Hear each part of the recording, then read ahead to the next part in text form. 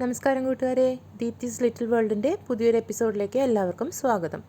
ഇന്ന് വളരെ എളുപ്പത്തിൽ തയ്യാറാക്കാവുന്ന കടല ഉപ്പേരിയുടെ റെസിപ്പിയുമായിട്ടാണ് കേട്ടോ ഞാൻ വന്നിരിക്കുന്നത്. അപ്പോൾ നമുക്ക് വീഡിയോയിലേക്ക് പോയാലോ. ഒരു പാത്രത്തിലേക്ക് 1 കപ്പ് കടലയാണ്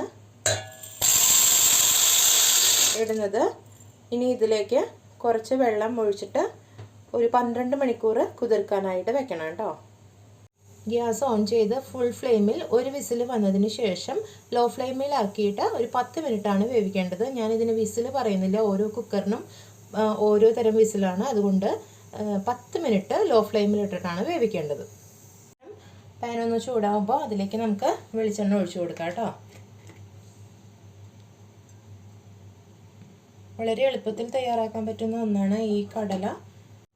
വെളിച്ചെണ്ണ ഒന്ന് ചൂടായിട്ട് വരുമ്പോൾ അരിഞ്ഞു വെച്ചിരിക്കുന്ന ചെറിയ ഉള്ളി അതിലേക്ക് ചേർത്ത് കൊടുക്കാം. ഉള്ളി ചതച്ച് വേണമെങ്കിലും നമുക്ക് ചേർത്ത് കൊടുക്കാവുന്നതാണ് കേട്ടോ. അതിനുശേഷം കുറച്ച് വെളുത്തുള്ളിയാണ് നമ്മൾ ചേർത്ത് കൊടുക്കുന്നത്.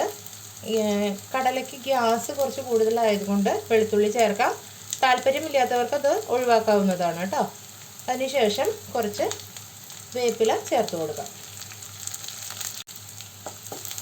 ഉള്ളിയും വെളുത്തുള്ളിയും വേപ്പിലയും ഒക്കെ നന്നായിട്ട് മൂത്ത് വരുന്ന സമയത്ത് നമുക്കതിലേക്ക് ചതച്ച മുളകാണ് ഞാനിവിടെ ചേർക്കുന്നത്. ചതച്ച മുളക് 1 ടീസ്പൂൺ ചേർത്ത് കൊടുക്കാവുന്നതാണ് കേട്ടോ. എന്നിട്ടത് നന്നായി മൂപ്പിക്കണം. ചതച്ച മുളകിൻ്റെ മണമൊക്കെ ഒന്ന് മാറി കരിയാൻ പാടില്ല, നന്നായി ഒന്ന് മൂത്ത് വരണം.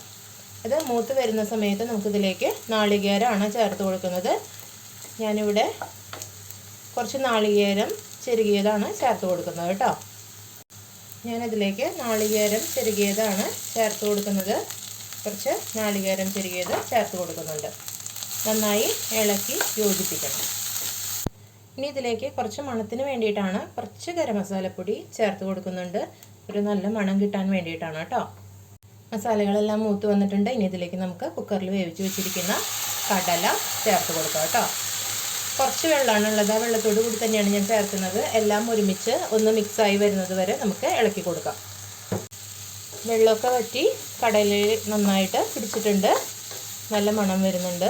ഇത് നമുക്ക് കഞ്ഞി, അതുപോലെ പുട്ട്, ചോറ് ഇതിൻ്റെ എല്ലാം കൂടെ കഴിക്കാവുന്നതാണ് കേട്ടോ. ഞങ്ങളുടെ നാട്ടിൽ ഇതിനെ കടല ഉപ്പേരി എന്നാണ് പറയുക. ചില നാട്ടിൽ പൊരിയലെന്ന് പറയും, മെഴുക്ക് പുരട്ടി എന്നൊക്കെ പറയുന്നുണ്ട്. എന്താണെങ്കിലും ഇതാണ് കടല കൊണ്ടുള്ള ഉപ്പേരി. ഇതെല്ലാവർക്കും ഇഷ്ടപ്പെട്ടെന്ന് കരുതുന്നു. വീട്ടിലുണ്ടാക്കി നോക്കാൻ മറക്കരുത്. ഇതുവരെ എൻ്റെ ചാനൽ സബ്സ്ക്രൈബ് ചെയ്യാത്തവരുണ്ടെങ്കിൽ അത് സബ്സ്ക്രൈബ് ചെയ്യണം കേട്ടോ. അപ്പോൾ ഓക്കെ, അടുത്ത വീഡിയോയിൽ വീണ്ടും കാണാം. Tata bye bye, see you all.